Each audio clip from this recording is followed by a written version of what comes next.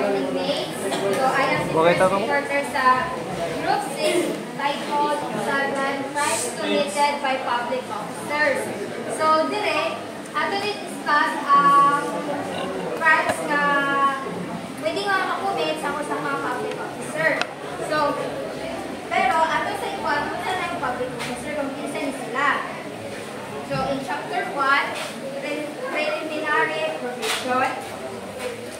In article 203, who are public officer. So, any person who by the direct provisions sa law, partial election, or appointed by competent authority shall take part in the performance of public functions in the government of the Philippine Islands.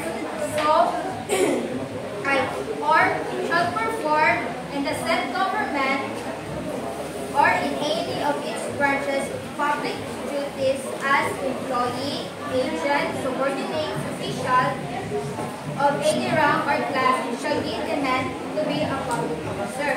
So, ang mga public officers ko, no, kadun sila nga trabaho sa government nga na sila ilang nature sa ilang sa ilang trabaho is nakala public functions and nakala sila mga public duties just like sa mga judge, prosecutor, or mga lawyers, and then mga employees, agent, or mga subordinate official. So, ang term na public officer kay pwede siya siya sa mga public servant kung ang imong rank is pinaka-highest or ang pinaka-lowest. So, requisite to be a public officer.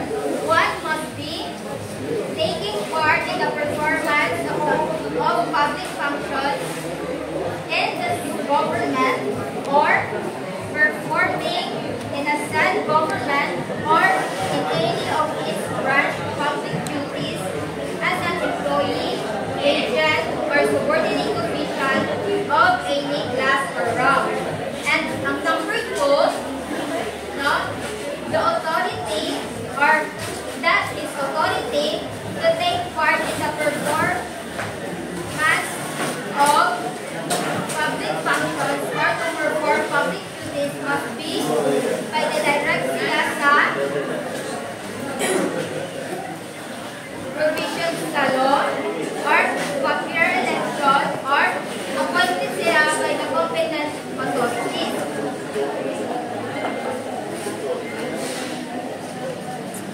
So, any questions sa public officer? Okay na? Now, let's move on to chapter 2, the malfeasance and misfeasance in office. So, what are crimes classified under malfeasance and misfeasance in office? So, unsa man ang mga crimes na classified siya under ani? So, the crimes classified under sa malfeasance and misfeasance in office kay ang knowingly rendering unjust judgment, rendering unjust through negligence, rendering unjust interlocutory order, malicious delay in the administration of justice,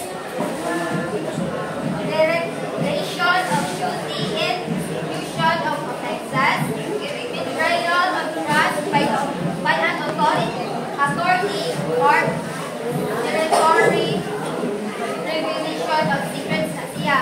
Then the direct burglary and the indirect. So, ang number 1, 2, 3, 4, muna siyang crimes committed sa ating mga judge now. So, ginatawag na siya nga misfeasance in office that a judge can commit. Ang 1, 2, 3, and 4 na article. Then, ang number 7 and 8 are malfeasance in office that a public officer can commit. And then, ang number 5 is an misfeasance. So, para mas masabtan natin ang misfeasance, malfeasance, and misfeasance, natin siya i-divide.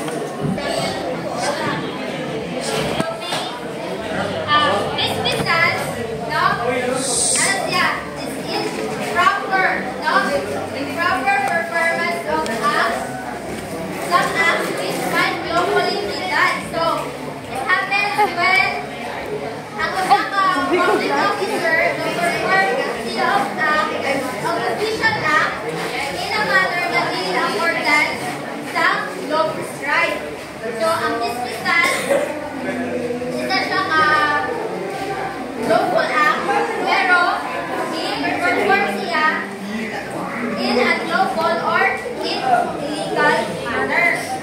So, example,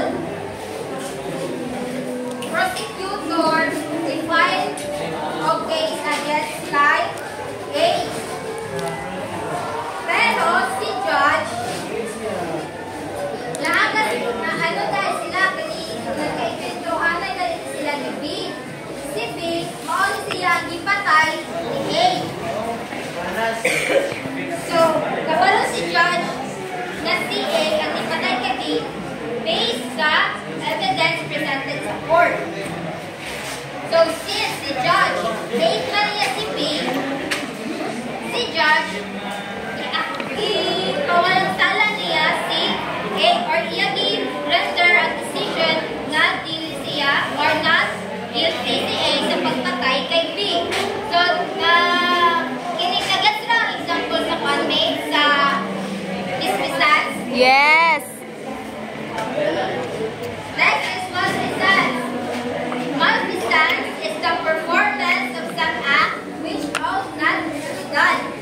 So, it happens when isang public officer is i-perform siya an act that is prohibited sa law. For example, si judge, dili niya kaila si A ka B. Then, si A, dili siya ganahan na piso. So, siya dibuhat, siya gibayaran ng judge. Si judge po, siya accept ang offer ni A. So, si judge, siya nga i-render niya decision para kay A is not guilty. Muna siya ang sa malfeasance. Yes, ka? No, i-perform siya ng act na dili pwede sa law. Prohibited siya sa law. So, the next one ay ang non-feasance. So, non-feasance is the omission of some act which ought to be performed. So, it happens kung isang public officer, iya i-refuse ang iyang trabaho na ihatag sa iya. So, example, si A, pwede patay si B. Si A, i-confess siya na siya napatay kay B. But, prosecutor, si prosecutor, wala siya i-file a case against kay A. So, iyang ang i-refuse ang iyang duty or wala niya ikuha ng iyang obligation as a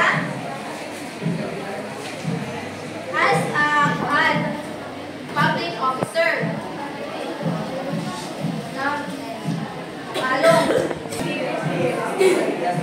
So, mga siya means no, ang non-feasance is kanang imo nga duty as a public officer is imo nga i-refuse. So, crimes under dereliction of duty, they are defined sa Article 204 to Article 209.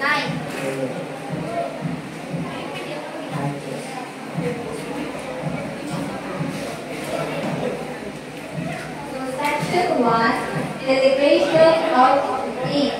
So, in Article 204, knowingly rendering unjudged judgment. So, any judge who shall knowingly render unjust judgment in any case submitted to him for decision shall be punished by result mayor and perpetual absolute disqualification.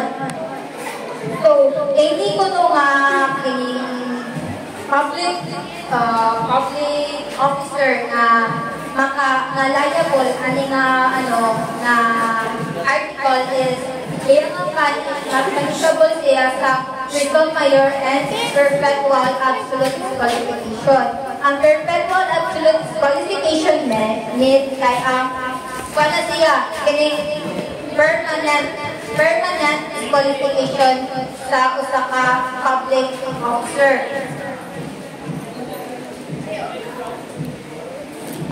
So elements, so ang offender kay judge, that he render a judgment in a case submitted to him for decision, that the judgment is unjust, that the judge knows that his judgment is unjust. So, iyang judgment is unjust and kabalubot siya na iyang judgment ay unjust. So, judgment is ang final decision if the subject is guilty or not guilty. So, paano natin mabalaan if ang usa ka judgment is unjust judgment. So, unjust judgment is one which is contrary to law or not supported by the evidence or both. When we say contrary to law is an illegal or unlawful act ang ibuhat sa public officer or judge. So, for example, si Juan, defiled siya of case of BP-22 or the Batas Pambansa BLG 22, also known as the bouncing check law against kay Pedro. So, si Juan presented a bounce check certification from the bank, nagikan sa bangko, na ang check kuno is kanang walay kunod. So, the fact after the bounce check or within 5 days after na-check niya ang bounce is wala na lang divided si Pedro kay Juan. So, Pedro present 80 evidence to prove na siya is innocent. So, ang judge nirender siya of decision acquitting Pedro. So, legislature ang decision acquitting Pedro because according to the judge, ili ilang ang evidence para mapuntik si Pedro. So, in this case, all elements sa BP-22 are all present. And all present. Pero dapat si Pedro is complete na case. So, however, dalagot galing ni si Judge kay Juan. So, iyan i-acquit si Pedro or iyan ipawalang hala si Pedro. So, si Judge is liable siya sa Article 204, which is knowingly rendering unjust judgment. Also, illegal judgment ang iyang nakuan kay ang iyang gibuhat sa ato ni Pedro ay si Judge dalagot din sila kay Juan. So, let's make sa ang Article 204. Gets ra.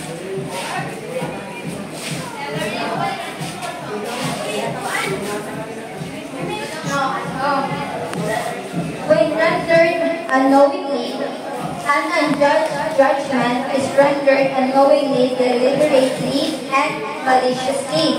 So, naagin panghitabo. So, source of unjudged judgment. So, ang muna siyang source niya. So, the source of unjudged judgment may be either error siya, will, or kanang nabubuton sa ka-judge or revenge or burglary. So, ang gibuhat ng judge is ni-revenge siya or will niya na ang judgment kay Pedro.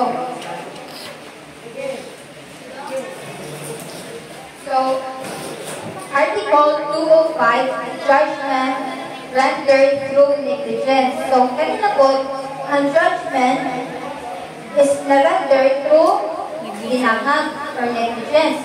So, any judge who, by the reason of negligence or ignorance niya, shall render a manifestly unjust judgment in any case submitted to him for decision shall be punished. Mapunish siya of arresto mayor and temporary special disqualification.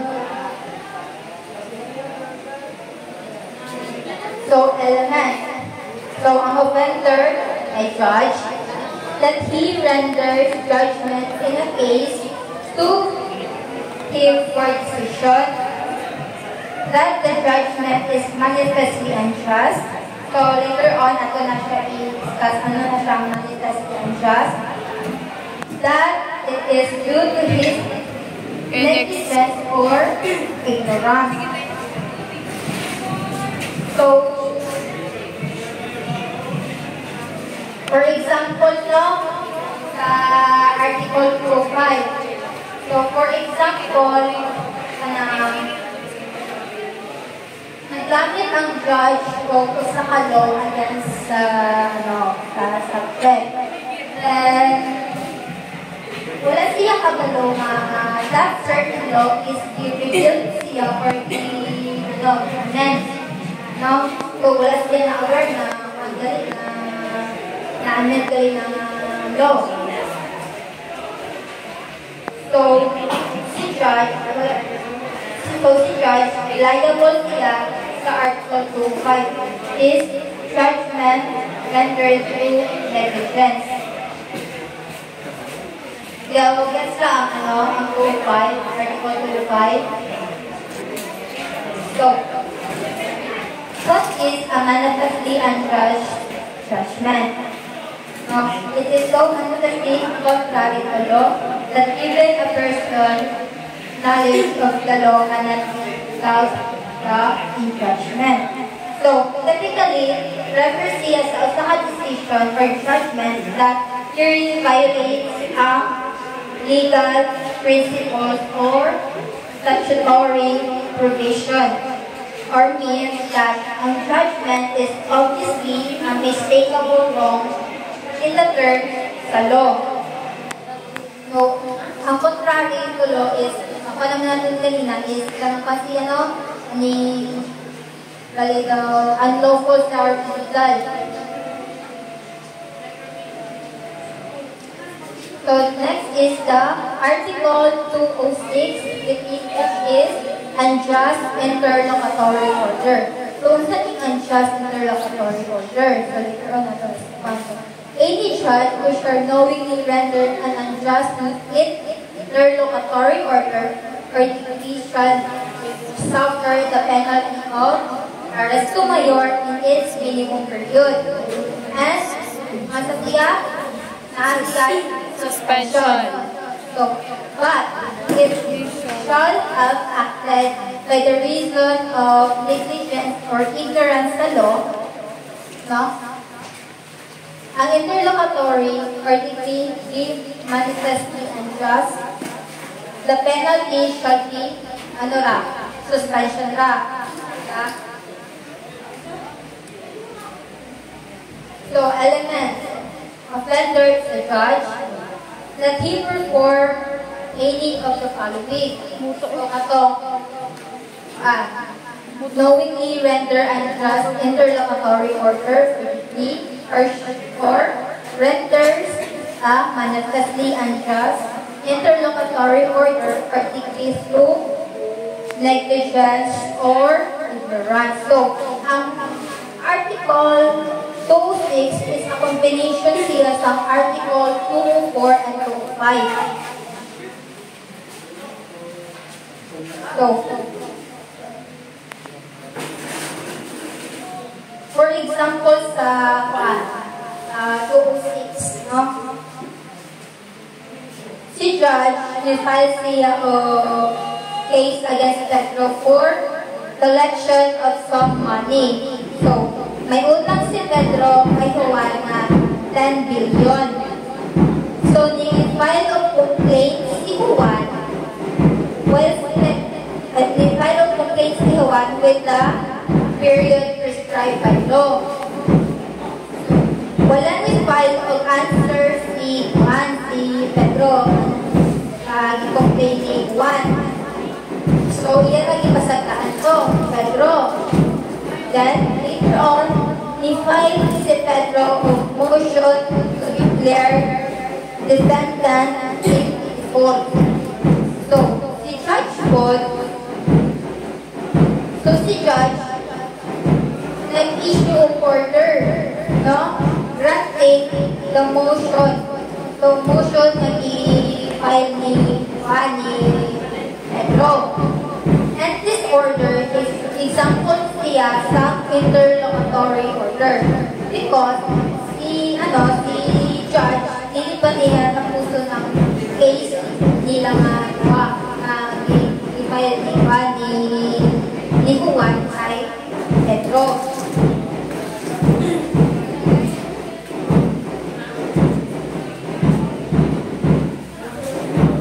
Interlocutory order is an order which is issued by the court between the commencement and the end of the suit or action, and which decides counterpoint or matter, but which, however, other nakastate, is not a final decision of matter in issue. So, wala pa yung final na decision na gibuhat ang judge. So, liable siya sa article 206 na adjust interlocutory order. So, nag-gets na ninumate ang 206. Yes. So, Article 207, or the malicious delay in the administration of justice. The penalty of prison correctional in its minimum period shall impose upon charged guilty of malicious delay in the administration of justice. So, elements niya, offender kay ang judge, that there is a proceeding in its court, that he delays the administration of justice, that the delay is malicious, that is, the delay is caused by the judge with deliberate intent or inflict damage either party in the case. So, delay na ay malicious ang judgment ng judge. So, yan ang delay ng judgment. After, for example, after sa mga presentation and offer sa mga evidence sa court, si judge, after si judge, hindi na niya render of decision. Dapat siya render of decision right away. And if ever na hindi na niya render sa prescribed period of time, si judge is liable siya sa Article 207, which is malicious delay in the administration of justice. So, na question remains. Na-gets from Article 207.